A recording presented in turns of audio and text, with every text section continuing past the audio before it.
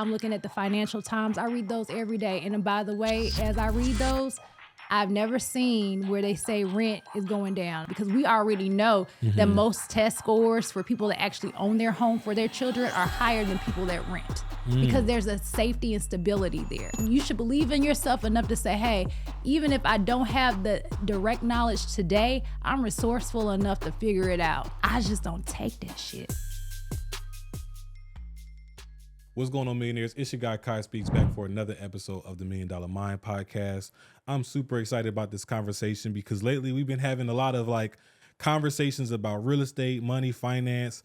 The money and the finance is expected because we are on the $1 Million Mind podcast, right? But the real estate conversations I'm super excited to have recently because, I myself am finding myself back into the real estate profession. You guys know I started out, doing wholesaling and, getting back into real estate investing has been weighing on me. And so now I'm just in a place of excitement and passion again. So I'm super excited about this conversation. We have none other than the Red Bottom Realtor. We have Erin McCullough-Wiley in the building. That's right. And she is a dual professional, right? And when she put me on game on the dual professional, I realized I've been considering it all wrong, right? Because someone say, well, yeah, I'm a part-time this, part-time that, serial entrepreneur this, but I like the word dual professional. It just sounds classy. It matches the Red Bottom Realtor vibes, okay? And she has a background in finance and real estate, obviously. So without further ado, I want to introduce Erin. And Erin, just tell our listeners a little bit about you and, how you got, into real estate. Okay. First of all, thank you for allowing me to be here. You can definitely follow my page, see a little bit about me, but I'll give you the 30-second spiel. Okay. I'm a wife, I'm a mother, and more importantly, I am a person who believes in creating generational wealth. So I've done it in the traditional ways. I went to the best HBCU. I love to hear that. Yes. HBCU. Which HBCU did you South Carolina State University, go Bulldogs. Okay. Then I got into the workforce, did accounting and finance jobs, always was at a top tier, always a high professional or a high potential professional. And then they sent me back to my MBA, which is, I got it from one of the best B schools, which is Duke University, right? I looked really good on paper, but I was still struggling. I had money, but I didn't have a plan, so therefore I didn't have a purpose. And as I was in B school and I was trying to figure out what I should do, I talked to a friend and somebody was like, hey, I got 70 doors. And then we started talking about the real estate market and how I started seeing that 90% of all millionaires have real estate in their portfolio. So I was hooked at that point. I said, okay, let me figure out how I can get into real estate. And one of the things that I saw from the people around me is just that they didn't have enough knowledge about the actual real estate market. You could talk about hedging funds and you could talk about moving money and FX, and we could talk about all of those things. But when it came down to basic real estate knowledge, it just wasn't there. So, just like the mad scientist that I am, I decided to say, okay, let's move forward with doing what we need to do to ensure that, number one, you understand, but then you can give this information to other people. I love it. I love it. Shout out to your HBCU again. I'm an HBCU grad myself, Chain University. So, okay, we connect there with the HBCU. The second best. I get the second best. Well, it's the first. So it is the first. Yes. Okay. But I give you that one, right? and one thing I want to point out too, because Erin, you mentioned generational wealth. That's right. And generational wealth now, I feel like it has become a trending word. It's a fad word that people throw out loosely. You could build generational wealth with this. And from your background, your experience, what is generational wealth? How would you put that out in layman's terms for an individual to really understand, and so we can give context as we continue to have this discussion? Okay. Well, I will break it down in its most simplistic form to me. And as I break it down, I'm telling you how I would tell my child, but by no means am I trying to make this conversation very low level. Right. But I do think that we should have foundational knowledge to it. So if I were to describe generational wealth, I would say being able to put the next generation in a place where they can actually produce and grow without having to take on some of the barriers of past generations. So even if generational wealth looks like being able to buy a home and just be able to place your family in that home so that they can feel secure and so that they can thrive from that, then that's your version of generational wealth, because we already know that Mm-hmm. most test scores for people that actually own their home for their children are higher than people that rent, because there's a safety and stability there. But if generational wealth is also to take that home and to leverage that asset and then go out and get a business, or even being able to pay for your kids' tuition or schooling, then that's your form of generational wealth. But the fact that those children and that those other generations don't have to pay for your sins, that's generational wealth within itself. So you define it, but at the same time, it's just being able to make sure that they don't have to pay for your past sins or previous generations' past sins. That's a good answer, because you, on the one hand, you got generational wealth, and then you have, on the other hand, what you mentioned in a different form is like the generational curses, right? It's like, how do we get over that? Whether that's the trauma, whether that's the lack of communication, whether that's us not talking about money, because I feel like that's a generational curse. Yeah. You know, just in our community itself, you know, Absolutely. not having these conversations at the dinner table about money and finance and credit and real estate and all these things that could be passed along. You know, sometimes I even agree that generational wealth could just be the start of knowledge, right? Like just having information that the other generations didn't have. That's like the start or the key catalyst to generational wealth. And so hopefully this conversation, you know, can be some generational wealth for those that are listening to kind of kickstart, you know, whatever they're trying to get into in finance or real estate. Hey guys, this is Erin McCullough Wiley, your Red Bottom Realtor with Family Realty. And are you tired of having to deal with not being able to sell? And I'm not talking about not being able to sell 100,000, but even 50,000. Are you taking real estate and you're saying to yourself, what should I do with it? I've gotten my license and now I'm not making money. How can I move forward? Well, it's simple. Join me the first week in December for my 5-day challenge. We're making sure that all real estate agents are able to move forward with making at least 50,000 during their dual profession. We're not asking you to quit your 8 to 5. We're saying go ahead, do the soccer game, make sure you're able to do the date night with a husband, but still make that 50,000. Look forward to it. Thanks. You are in the finance sector. When did you make the transition, or when did you start to transition more into real estate from being a controller and you said CFO? Yes. Right. So Yes. when did you make that transition now into real estate, and how did that start to then play into your roles professionally as, you know, a CFO and a controller?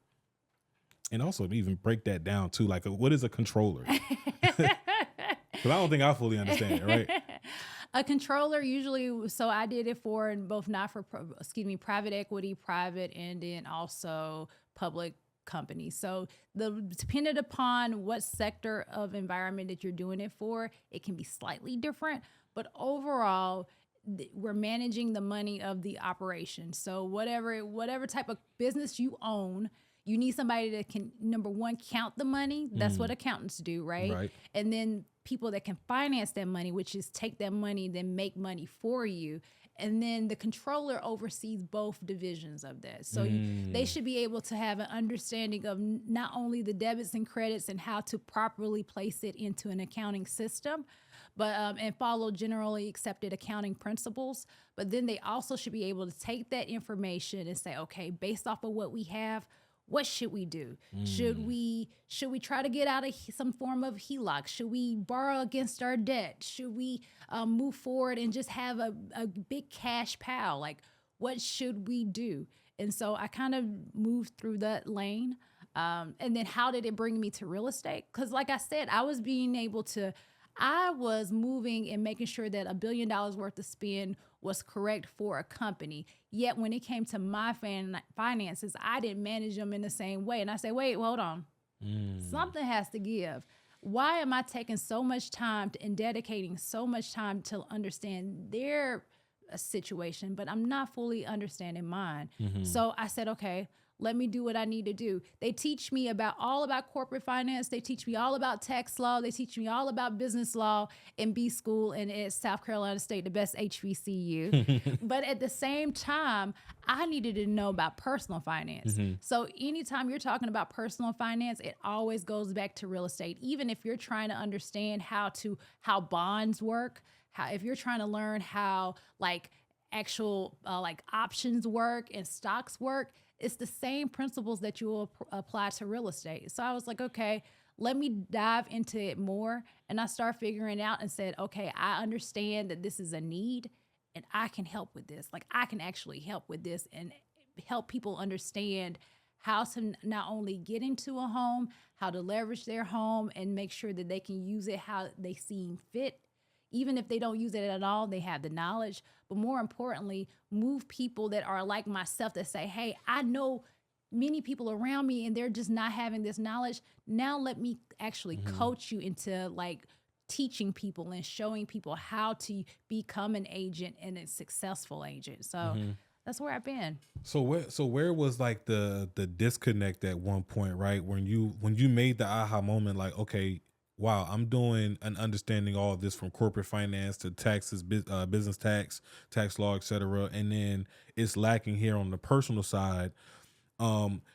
Where did you go seek this information? Did this take like, were you going home every day from work, spending an extra 2 hours on YouTube, or like what was that process like?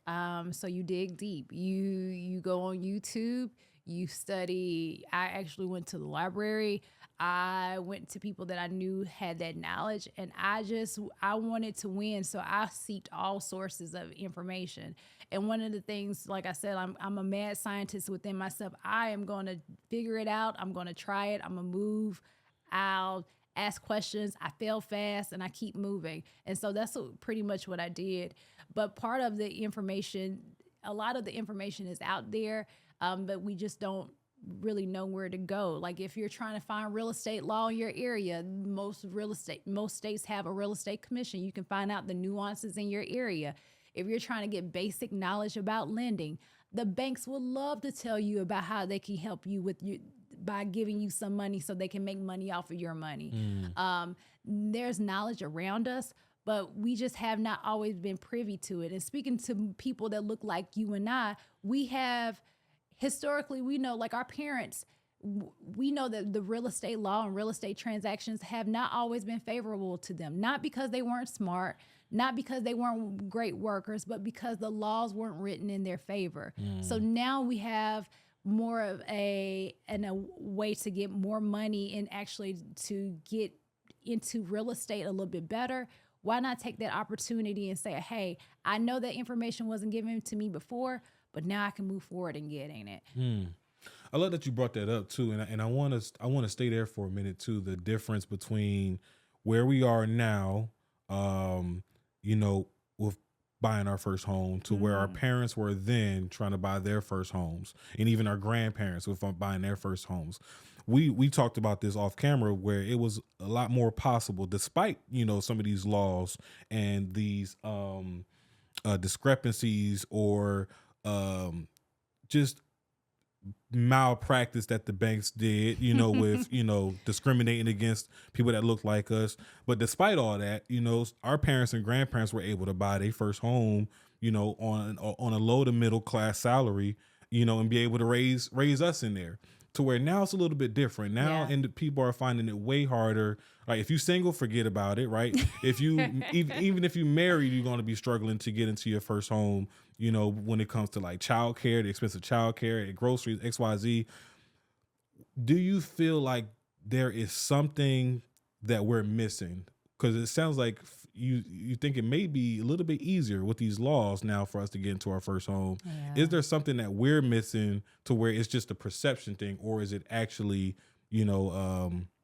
a processes or a systems thing when it comes to helping individuals like ourselves get into their first homes, in their 30s, 40s, or even their 50s now?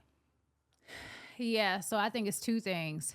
The first thing is we devalue sweat equity. We have not said, like, we want that first home to look like we seen off $1 million listing. We want the marble floors. We want the heated pools. We want all of these things. Yeah. And we not only do we want them, but we don't even want to do it. We want it to come turnkey, be able to do it. And guess what? We only want to put in $125,000. Not even that. Going to happen, right? Not even that. What you talking about? $125,000. Right. Not going to happen. So I want to encourage people, number one, Home Depot has a class every Saturday Yes. that you could go to, and you can learn how to do the basic things and work your way up. So allow yourself to learn and explore all trades. So that's number one. And then number two, I think that we have gotten too used to looking at historical vehicles on how to get a home and not really realizing what you can do. Some people don't even know that they can pull out of their 401k. Or even if I talk to them and say, hey, how much can you pull out of your 401k? Well, my Aunt Susie could pull out 10,000, so I think I can. Wait, does you and your Aunt Susie work at the same job? No. Do you have like the same understanding of? No, I don't. My Aunt Susie told me that I can do that, so therefore I can. And that's not the case. Then I would say, if you don't do anything else with your money, if you're trying to figure out what you should do, match as much as you can to your 401k, but then don't look at it as something like, oh, I'm going to wait until I'm 65 or 70 to pull out from it. Understand the difference between making an investment and pulling out money to make an investment that can appreciate more money versus just spending it on a Hellcat. Okay. So it's more so like a 401k can be more so of like an investment fund. It could be a leverage tool as an investment fund. And that's actually how we should look at it. We should look at it as some type of cafeteria fund that has a little bit of whatever in it. You might have bonds, you might have stock, you might have blue chip, you might have like more aggressive stock, whatever is in your 401k that makes up your 401k. Look at it as a tool that you can use, put money in, let the company match it. But when you need to pull it out and make sure that you're going to get a return on your money more than what is currently in there.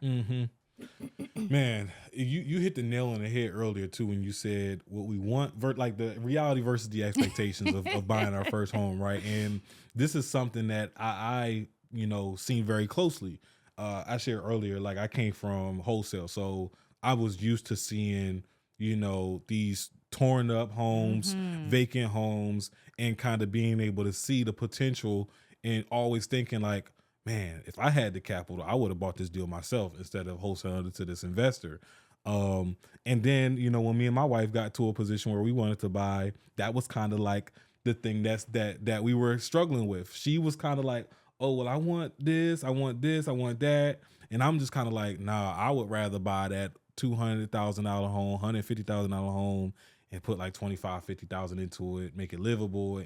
But and then the second part to that is, if you do it in the right neighborhood, 2 years from now, you'll have enough equity to get the home that you want. But we don't see it there. We want it right then, right now. But I'm sorry, go ahead. Sometimes even right away. I'm glad you said that because I wanted to bounce off of that. Sometimes even right away. Like there was a situation where like, it was literally the ugliest home in the neighborhood. So like instantly when you bought it, there would have been some equity, and all you had to do was maybe like change the floors from carpet to hardwood, do some paint, maybe change some fixtures, and then boom, you probably went up like $50,000 in equity. So like even that is something that a lot of first-time home buyers don't think about.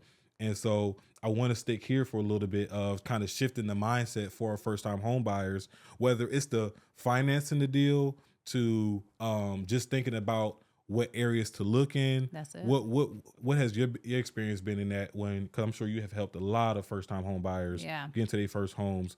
What has been some of the struggles that they found, and what have been some of the light or the silver lining at the end of the tunnel that they found with buying their first home? Yeah, I'm glad you actually talked about that because I actually have this RBR home ownership program. It is nationwide. So I have people in my class from Nevada, New York, the Carolinas, Florida, Texas, and all of them say the same thing, that the struggle with the first time buying a home, they don't even know where to start. Should I get a realtor first? Should I go to this bank? Oh no, they're doing a new construction in my neighborhood, and they told me all I need to do is work with them. And they don't really know where to start. I would say, number one, just in case you're wondering, work with a realtor that's working for you, not the realtor that's on the side of the new construction, but somebody actually who's working it for you. Who do I need to turn to say this? I must turn to this camera, right? Yeah, go ahead, tell them. Listen, in the real estate law, anything you say can and will be used against you. So you need to make sure you have representation, and you get free representation by having a realtor there. So you don't have to, especially if you're a buyer, you're not making any initial upfront costs. I mean, there may be some deals that you have to work through, but at the end of the day, you have representation. Nobody's going to just handle you any kind of way. And that's the first thing you need to do. Then the second thing you need to do is understand where your financial profile is. I always tell my clients that, hey, go to a real estate broker, because they, instead of working with a direct lender, you might be able to work with a broker that has different banks. And then they can take all of these banks and say, okay, based off of your financial profile, this is the best product for you. And then you have a window, like roughly 14 days. So if you hear something that you like, then that's good. But if you don't, then you have a game plan. But then also shop around. So if there's somebody else that if you have a credit union, you have a great rapport with them, just see what they have. Hey, you know what? Joe Schmo with this lending company actually told me that I can get 5% and I don't have to put any money down. Maybe, right? But if that's the case, then leverage that. And don't be afraid to leverage banks. Like, don't be afraid to have a credit union. Do not be afraid to have a bank that works for you. But then also know your power. If you got more than $10,000 in a bank, or if you have more than $5,000 in a credit union, you walking in differently. You should be able to get some form of reimbursement. They should be able to get, you should walk in the door. They should know who you are. They should be able to give you some form of incentive to be there, whether it's a discount on a point. You should be able to get some type of lockbox or something to help you. And then if it's not helping you, then just go to another bank. That's good advice. I want to touch on that a little bit too, because you remind me of our realtor, Liv. You just shout out to Liv. But and I say that because your energy is kind of like it's like a friendly shark. Like, that's it. Your experience from the corporate world and in the finance world has given you knowledge that allows you to kind of like talk to sellers differently and, you know, kind of advocate for your buyers differently than other realtors may be able to do. And my advice for people, you know, buying as well, just from personal experiences, like, you want to find that combination, like someone who is like your friend, who will truly like advocate for you. They really care about you and your family's needs and what your needs are, but also is a shark that can go in there and get their hands dirty when they need to.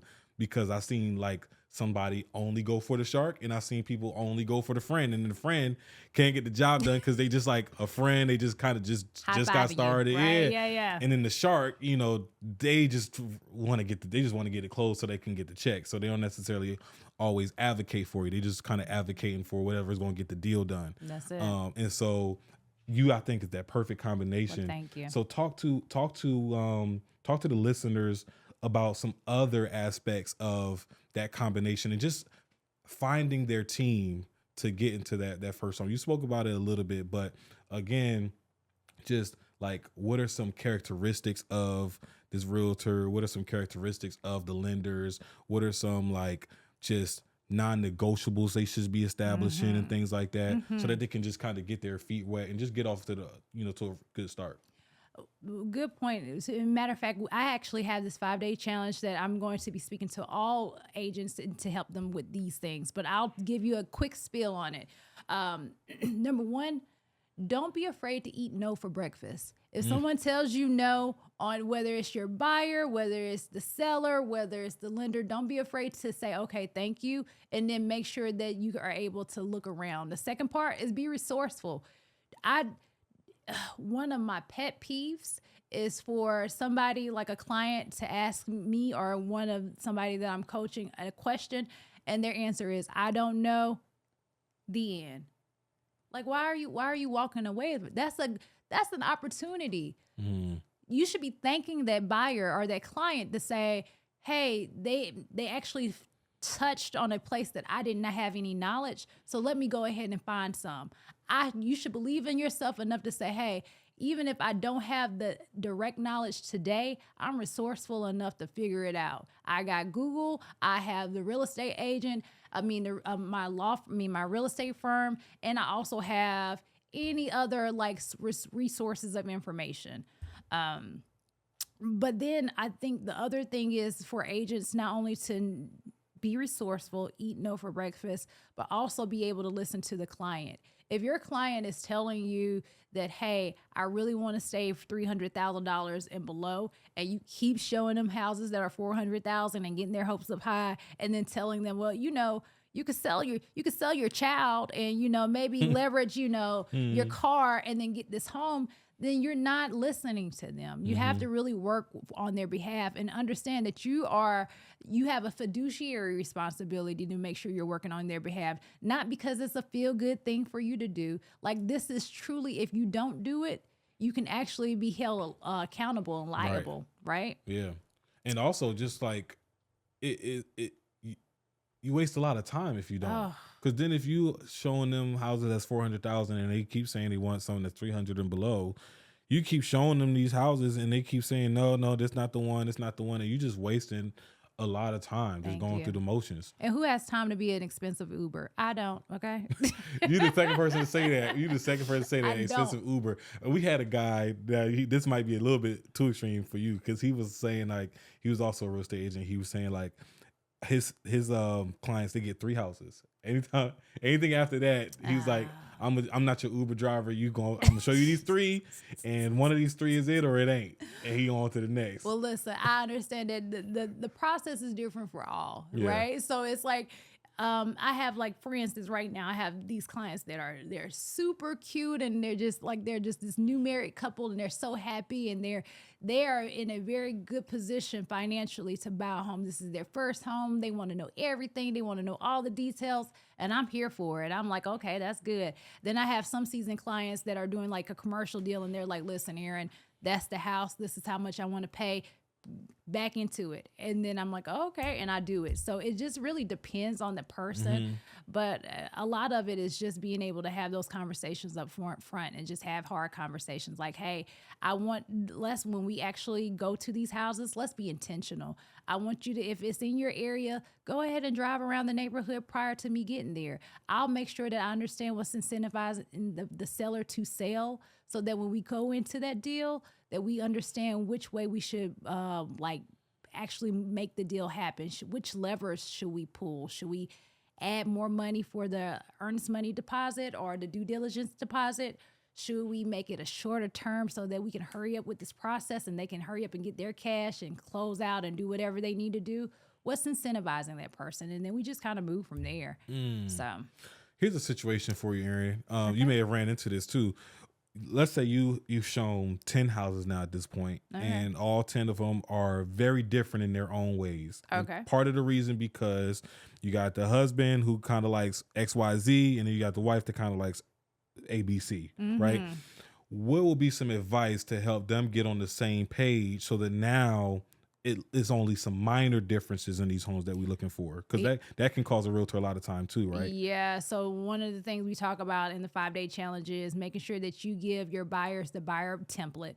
And one of those things that we do is that we have a list of things that you may like. And we ask the husband or one partner to fill out their list, the second partner to fill out their list, and then we do a weighted average. And then based off of that, before we even open up one door, we say, okay, you said you really wanted a 2-story home, but your wife or your partner said they wanted a ranch. Let's figure out what we're going to do, because we need to have a game plan moving forward. The best thing that you can do when you're buying a home is come in with a strategy. The strategy may change midstream, but if you don't come in with a strategy, you'll be going all everywhere the whole time. So it's up to you as an agent to say, hey, I'm the real estate professional. I know how this goes. Let's go ahead and get as much information up front so that when we go out, we can execute flawlessly. A slight pivot here too, Aaron, because I feel like this is appropriate for the time. Okay. With real estate, the generic umbrella of real estate as an industry has been considered like a male-dominated industry for some time, right? Yeah. But I'm looking here at some statistics. It says that women make up 63% of realtors. Yep. White women. Okay, so So now let's go into that statistic. You said white women, as a black woman in real estate, as a realtor, what have been some barriers that you've had to kind of, climb over, and how did you identify them and how did you move through them? Yeah, they're the same barriers that I faced in corporate America. Anybody that has worked a corporate America job realizes when you you go to school and they're like so encouraging to some degree to make sure that you understand the information. And then as soon as you hit real world, it becomes cutthroat. They hoard information. They try to find in the most antiquated processes possible that they know and understand. And then they want to move forward that way. And simply put, I just don't take that shit. We got the right person for the show. Look, I'm glad you said that. I just don't. So the first thing I'm going to do is come prepared. I'm going to give you the confidence that has come from me doing hours of work to make sure that this deal comes. I'm going to look you in the face. I'm going to make sure that we talk. You're not going to make my clients, because no one knows their financial position. So whether they're barely getting into this house, or if they are in a great financial profile, the outward appearance is always going to be that they are working with the best, and because they are the best. So you're not going to give passive aggressive verbiage to say, oh, well, you should be happy you're getting in this home, or haven't we been working? Haven't you been working with us? Or do I need to say that again? No. Okay. These are some good mics. Okay, sorry. Yeah, you good. You should be glad that you're working with us. Or we tried everything we could. No. Let me tell you something. When you're working with us, my clients are so good that if you don't work with us, then shame on you, because we'll go with someone else. And you have to kind of come with that level of confidence with your client when you're going to the negotiation table. So that's a great point. And so with it being so, I'm going to use air quotations, right? Saturated of women, but not really saturated, right? Right. How do you now move forward with positioning your clients who are, getting ready for this challenge? How are you positioning them to be best prepared to tackle that market, being that it's quote unquote saturated, and just how to be best prepared for what may be coming their way? So my clients are like anybody that I'm coaching. Which one? Client coaching. Coaching. Yeah. Okay. Number one, I am going to make sure that they're in a position that they have enough knowledge and they are well seasoned enough that they can walk in with their head up. I think a lot of things, to be honest with you, sometimes, especially, and I've even seen it in corporate America, we want to act like we're just so thankful to have the job, and we don't realize that it's business. And at the end of the day, you are there for a reason. You have the skill set, and don't be afraid to act like it. But number one, make sure you have the skill set too, right? But once you have it, don't be afraid to act like it. Don't be afraid to say, you know what, at the end of the day, I would rather my client walk away from this deal than to have to deal with whatever, not necessarily arrogance, but whatever stipulations that you're trying to provide to them. If you're asking for exorbitant, earnest money deposits, or if you're asking for them to have a very short period to actually view the home and inspect it, then we're not going for that. And guess what? Your house wasn't the last one that was built like that. There's inventory out here, no matter what they say, whether the inventory is high or low, it's still out there, and we'll find something. And I want to make sure that the client, that my agents understand that they have to walk in with the level of confidence. You have the whole backing of myself and my institution, but also your firm, to move forward with it. And hey, and if you don't feel like you have the right firm, then you can definitely join my firm. I have Family Realty, and we have a list of agents that are dual professionals, and they have an array of skill sets, whether it's construction, whether it's pharmaceutical sales, whether it's like neurobiology. We do a little bit of everything there. So if you don't have a place to go, then you could definitely come here. We're willing to help you and work with you. Speaking of that, because you sound like you really advocate for both, buyers and sellers, but That's then right. also the real estate agents themselves. That's right. Being that you have both clients of your own and you coach in that aspect. With the market shifting from, you got a seller's market, buyer's market, to a seller's market, back to a buyer's market, how do people prepare for that shift? What are some things that are expected to change when we go from a buyer's market to a seller's market? And how do people kind of combat these changes and still be able to, I guess, not walk away? Because some people think, oh, it's no longer a buyer's market. Let me just halt everything.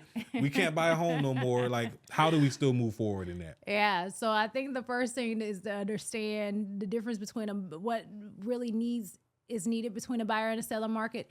The buyer market really just means that you have more time if as a buyer. So let's just say if you see a home, it's not as much demand. Demand is low, so supply is high. So you can look around and you can say, okay, I like this house, but let's wait a couple of days. I might want to go to another house and move forward.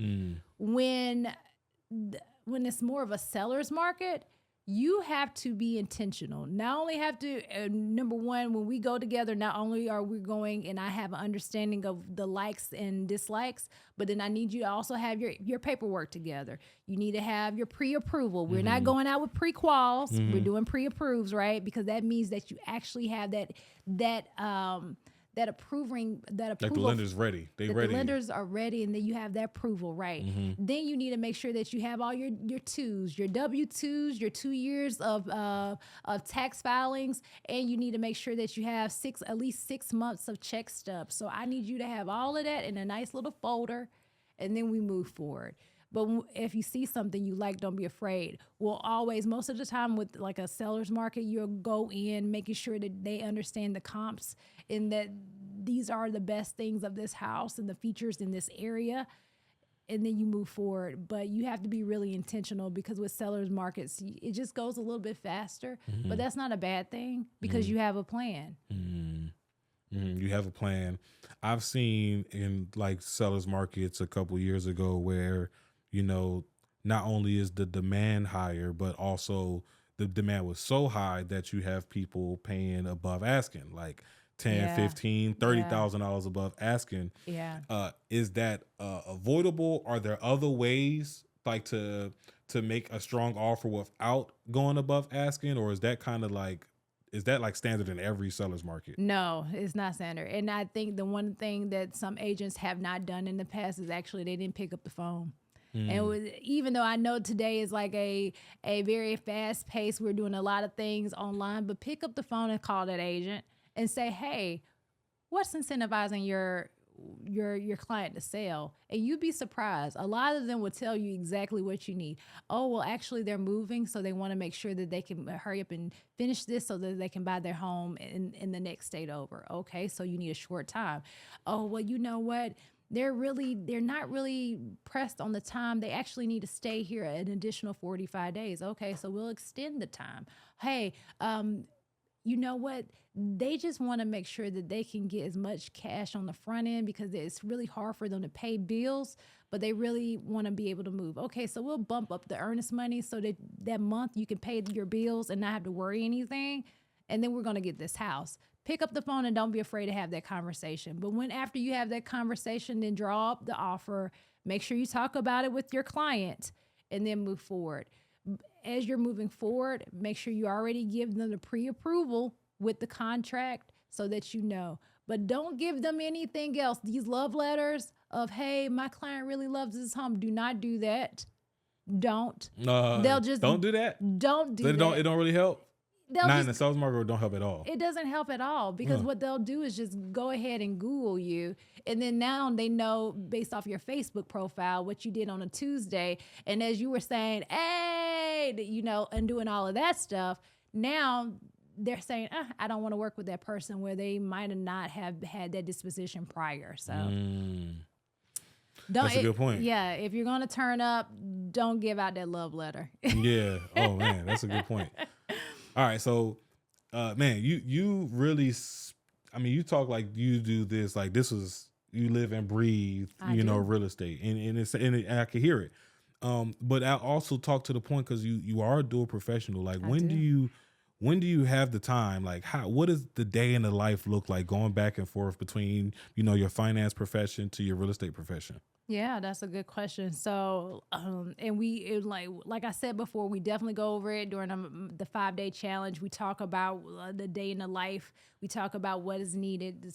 We talk about the expectations, and then we make sure that you understand what you can do moving forward with this knowledge. But my normal day to day is, number one, I wake up.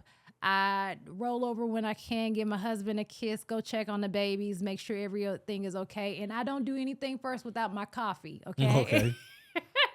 we're gonna get caffeinated first. Hmm. I try to get in a workout, but lately sometimes in the morning that doesn't help. And as I'm doing that now, I'm starting to look at everything. I'm looking at Yahoo Finance. I'm looking at the Wall Street Journal. I'm looking at the Financial Times. I read those every day. And by the way, as I read those, I've never seen where they say rent is going down. I'm just going to put that as a plug to buy a home, right?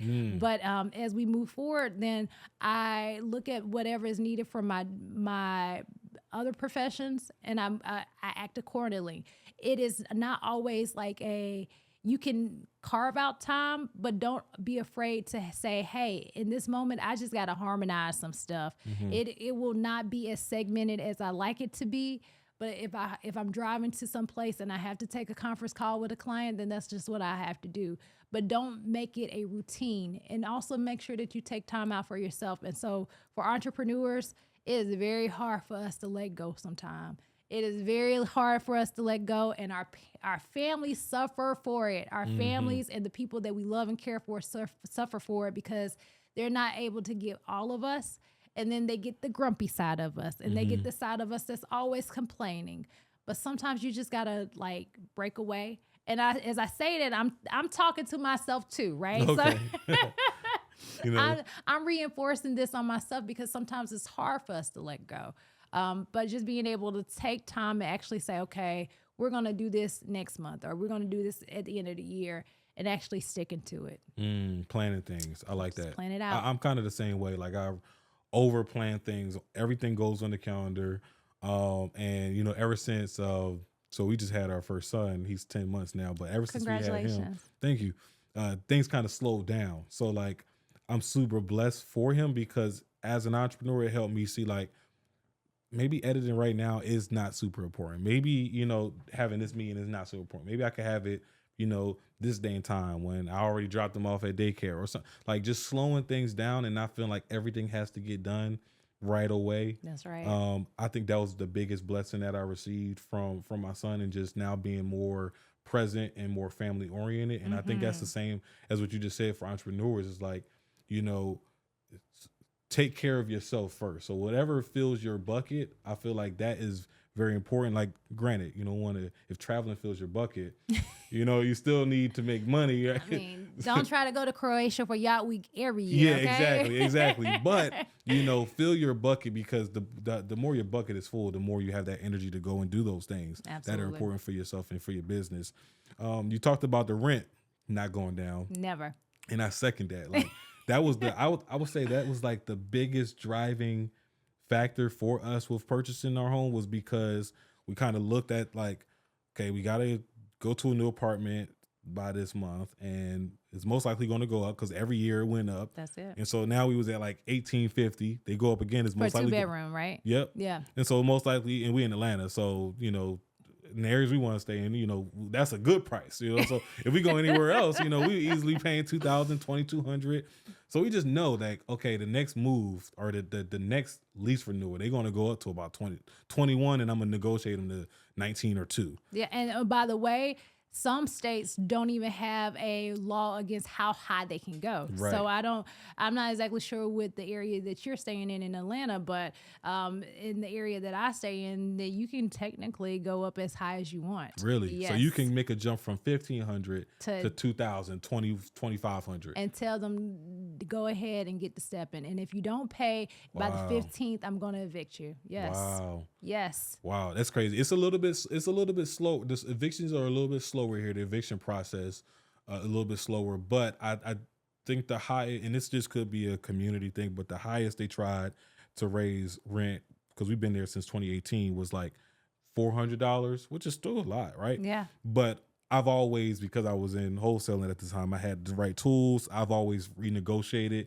and like stuck to like $100, $150 increase. But now Nice. it's just at the point where even at the renegotiated amount, it just makes sense because that's what we would be paying on a mortgage, if we get, good rates. And interest rates are now going down to where I think like now 5%.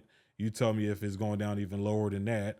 But it just seems like it's just a good time to buy right now. It is a good time to buy. But even if, let's just say in maybe 6 months ago when the rates were not as favorable as they are now, it would have still been a good time to buy, because the reality is that rent is going up at a higher rate than buying. So buy a home, get equity in it, and then move forward with whatever you want to do, whether it's to take that equity out and then repurpose it to some other business, or, paying off something. Or if you just want to keep it and know that that's going to be your rate for the next 30 years, then that's the way to move. Because I promise you, even if you say 5 years from now or 7 years from now, that rate will be, that quote unquote high rate will be a luxury rate 7 years from now or 10 years from now. I just think about back when I was in college at the best HBCU, right? And I was talking to my line sister because we were talking about it. It was one of those moments when we're, going through the process of being online and you're staying with each other, around each other for the longest. And I had a 2-bedroom in Orangeburg, South Carolina, and it was like $450. And she was like, "Oh my gosh, you're paying so much." And I'm like, "Yeah, I can afford it. I'm a Delta lady, but at the time, like, what if I would have just asked them to purchase that? And then that would have been my interest. Or even if it was seller financed, or even if I would have went to the bank and bought it, my payment would have been $450. Right. Like, and then now that same place is being sold for like $1,900. You know how much profit I would have been making off of that, but some things you just don't know, right? Some things you just don't know. Yeah. Going back to the generational wealth versus the generational curses. That's it. So you mentioned, oh man, you had mentioned something that I wanted to stick on, but I can't. It's drawing blank on me now, so I'll come back to it. I'm sure it will come back. Okay. But just with, you were talking about the rent alone and going back to buying. I was listening to something, I forget what radio show, but they were talking to, I think it was Russell Simmons, I believe. And he was talking about how like, oh no, I don't live in a home, or like I rent and stuff like that. And I'm just like, I was looking at him, like I was listening to it, and it was just like kind of like turning my eye up to it, like, what do you mean by like, oh, I rent? He's like, because everything was provided for him. And he's talking about the amenities and the convenience that, comes with rent. But then you look back at it, he owned real estate. Yeah. And so when people say, oh, because that's the argument that I get now from people. Rich people, they rent, But you're not rich yet. Let's just keep it real. You're not in Bali. If you could take a trip to Bali and stay there for 6-7 months, then by means, then you might be in the Russell Simmons category. Right. But you can't take the principles that he's currently using and try to apply them to your life, when that's not how he got there. Right. He didn't get there by saying, oh, let me just rent and never purchase anything. Because like you said, he owns real estate. Like, that's not the reality for you. The reality for most people that are in a predicament where they're trying to figure out if they should rent or buy, ask yourself, if it goes up $300, I mean, everything, right? Not just your rent, but your rental insurance. If groceries should go up again, if you're now paying we're paying $6 for eggs. If you're paying $10 for eggs, are you going to complain about it? If the gas goes up to $4.95, and right now it's probably at $3 something in Atlanta, I just saw for premium, like right? No, it's lower than that. It's like $3.20 or like $3.10. $3.10, right? I don't know. We need to get some gas. Depending in Atlanta, on what area. right? This area is a little higher, but my area is is $2.70. Oh my goodness, yeah. I gotta go to your area and get some gas. But if you're not gonna complain about any of those things going up, then you might be in that same place as Russell Simmons. But if it's gonna really impact your life, by gas going up, by rentals insurance going up, by your groceries going up, then you might need to say, hey, I need a fixed rate on my rent so that I don't have to worry as much about that, because all these other variables I can't necessarily change, but I can change this variable. And so let me move forward with going and buying a home. And oftentimes we think that we can't buy a home, but we can. The interest rate starting off, the credit score that you need starting off at the minimum is 580. And you can always move forward. If you need to, 2 years from now, refinance once you get a better credit score and then move forward. But the reality is that you're still probably will save more money than renting. Now, when is the cut? I want to talk about this. When is the cutoff, you think, for when refinancing is beneficial versus when it's not as beneficial? Oh, this is so good. So one of the other things that comes through the 5-day challenge when I'm talking to agents and I'm coaching them is say, hey, let's understand the amortization schedule. I need you to understand. So for those who don't know, an amortization schedule basically says, hey, based off of the price of whatever you're purchasing and the interest rate and how many times you're going to pay it through the term of the loan, this is how much you're actually going to spend on the principal of the loan. This is how much you're going to actually spend on their interest. And this is how long it's going to take. So it easily breaks out what you need. Now you have to ask yourself with refinancing, right? At what point is your rate of return? So, or your I'm trying not to get too technical here, but we'll go there. Let's go there. Yeah, let's go you there. you have to look at yourself and say, okay, what's your return on your investment? So if you say, hey, I've done this amortization schedule, I see that it makes sense for me to possibly refinance at, I don't know, my third year. And then if I refinance in my third year, I'll be having maybe a point and a half lower than what I'm currently paying. And then I still can pay at an easier time or a quicker time with less money in interest. Then you just do two basic comparisons and you see which one you pay in less. Now, most of the time, if you're around like year 10, it doesn't make as much sense because now you're actually paying on your principal of your loan. But then you might have a situation where you're having like 2% rates like we did during COVID. And then it means it makes sense no matter what, anytime. So I would say speak to your agent, speak to your financial lender about it, but ask them to actually put together the amortization schedule. And if they can't do it, then you go to the next lender because they need to show you in real time what you're going to pay on principal, what you're going to pay on interest. And then you just basically say, which one am I paying the less on? And you move forward. And before you refinance, you should be able to get that amortization. That's always a trouble. Yeah. That schedule. You can get that schedule. They should give you that schedule, the amortization schedule before, and then also with one of the hundreds of paper that you actually sign during your closing, they kind of briefly go over it. But that should be a conversation that you have up front. Okay, that makes sense. And then now when you get to the point where it makes less sense, would you consider something like a HELOC? Does that make more sense or? Yes, but just make sure that when it comes down to a HELOC that you know what the ask is, because most of the time they're going to say, hey, it has to be your primary residence and it has to be help beautify the home. So if let's just say if you're wanting to do a HELOC and in the back of your mind, you might say, hey, I might take some of this money and actually put it towards a business, right? Then you need to be able to justify how much money that you're asking for into the preparation and the beautification for your home. And then hey, I'm not telling you what to do with your money, but if you accidentally use it for something else, then that may be justifiable, but the bulk of it needs to actually be for the beautification or the remodeling of your home. That's interesting because I've only heard people when I heard about it. So I heard two ways to use a HELOC. I heard people use the HELOC to borrow against the value of their home to purchase the next property, like another investment property. You can do that. And then I heard people reference it to using it as like them being their own bank, like just to have this liquid cash that they have available. And it sounds like that's a rare instance that you could do that. You cannot ask the bank for that. You cannot say whether they use it for that or not. You cannot go to the bank and say, hey, Joe Schmo, I have this business. I have $1 million mine that I want to bring up, and I want to leverage it off of my home through the form of a HELOC. They're going to try to push you as a refinance every day because at that point, they can walk away easily with saying, hey, this looked like a good loan. They said that basically they want to refinance and I just needed to give them cash.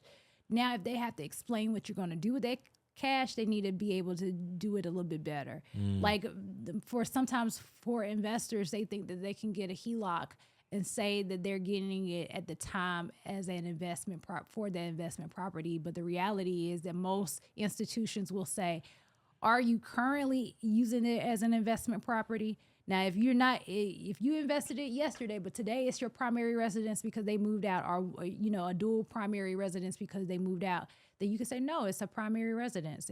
It's my primary residence and I'm moving forward. Then they will give it to you. But if it's an investment property, most of the time they'll say, we don't do HELOCs on investments. That might be kind of sketchy. I would say some institutions may vary, but this is what I've seen from most of them. Now, are HELOCs or refinances the only two ways that individuals, homeowners or investors could borrow the equity against the property? I mean, you could get a second mortgage, but I wouldn't work. I would say no towards that. The great benefit about a HELOC is it's like a credit card, right? Because most of the time it comes in the form of a card, and you could basically swipe it just like you could swipe a credit card. And the benefit to that is that you don't have to always get your credit ran. So once you get that limit of 8,000, you can use it to 6. Pay it down, use it to 5, pay it down, whatever you want to do. So I would, if there's a opportunity, I would go HELOC, then I would go refinance if it makes sense for me.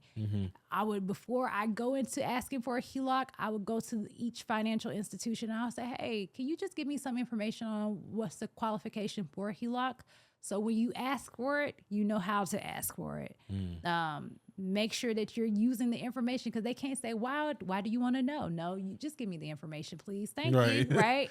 And then you move forward. Yeah.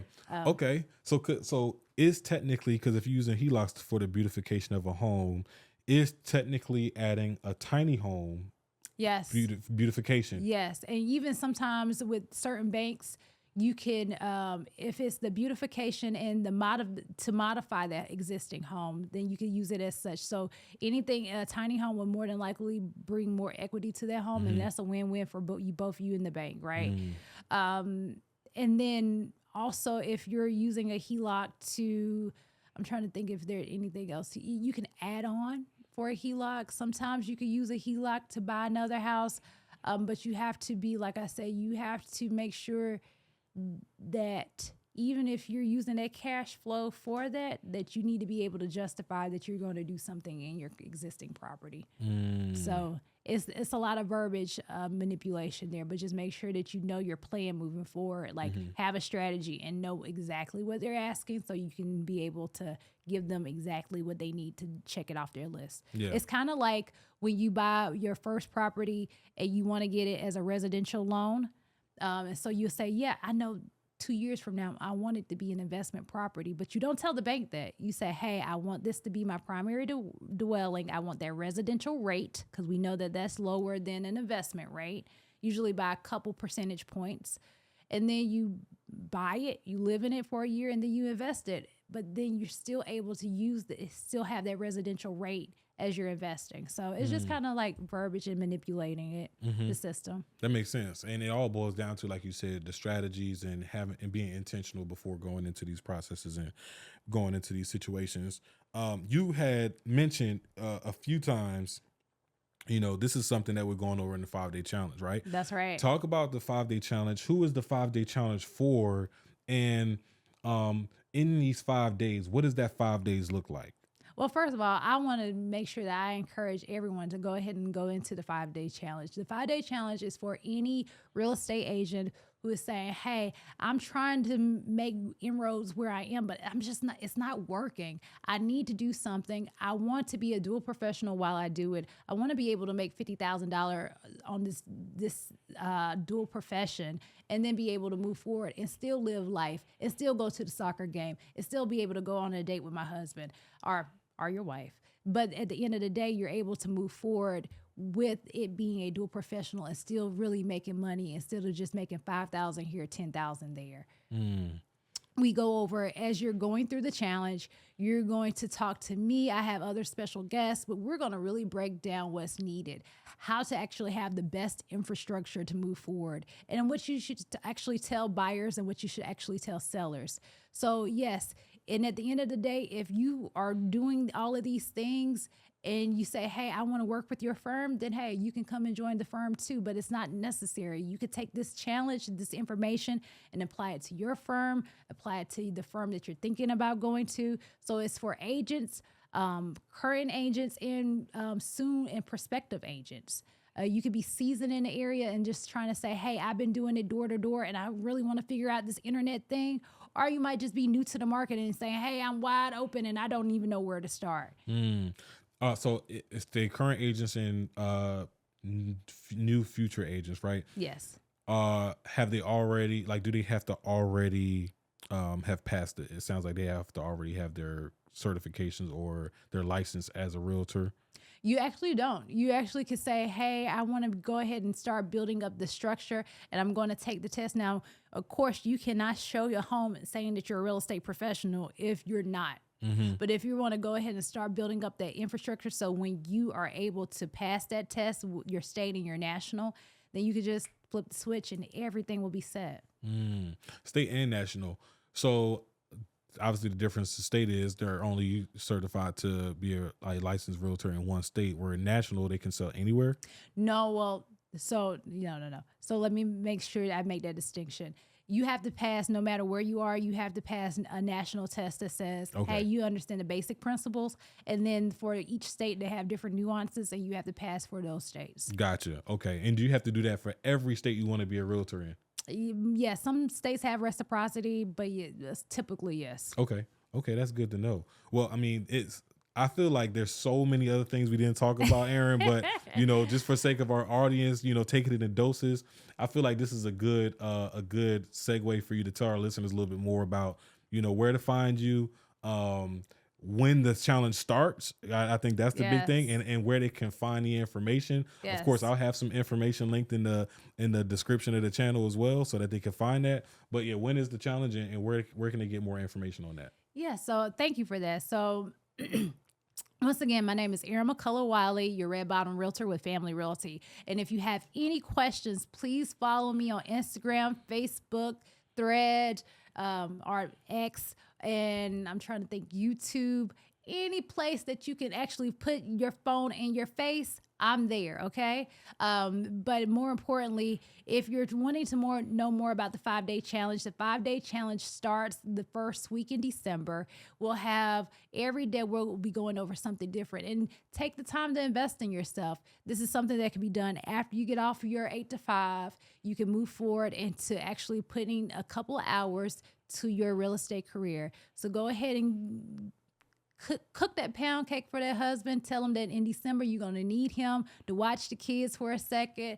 Go ahead and book your calendar as busy. You're not going to do any excursions for Christmas. You're going to actually invest in yourself through this 5-day challenge. Nice. This is for all agents and prospective agents. Nice. And it's so it's a virtual event. Is it live? It's a virtual event. It's live. You'll be able to hear us in real time, and we'll be moving forward. But we're so excited about this. I'm personally excited about this because as a person that has done it and has understood it, and now I can practitioner it to other people, like, I know the value in it in real time. Yes, it may not make a difference. 50,000 may not sound like a lot because we're in a $1 million mindset. But if you're able to put that 50,000 to your car payment, if you're able to say, hey, I have a credit card bill that's 10,000, I was able to pay it off all in one swoop, it makes a difference in not only what you can do with yourself financially, but how you present yourself. You're walking with a different air of confidence with yourself because you're saying, hey, I'm in a position where I don't have to beg no more. I don't have to say, oh God, please. I mean, we're all believers here, but you don't have to be in a place, in a space to say, oh, I don't know if I can get it. No, you know you can get it because you're in a certain dynamic now where you're around people that are actually getting it and they're feeding you with that knowledge. So yeah, that's great feedback, Aaron. Well, it's been a pleasure having you on the show. I myself am excited to take some of the information we talked about and put it into practice. So I know that our guests who are listening to this are going to take that information and do the same thing. But what I want y'all to take action on is to hit that link in the video description below and make sure you get that information and you join the 5-day challenge that is starting in the December, right? First week of December. The first week in December.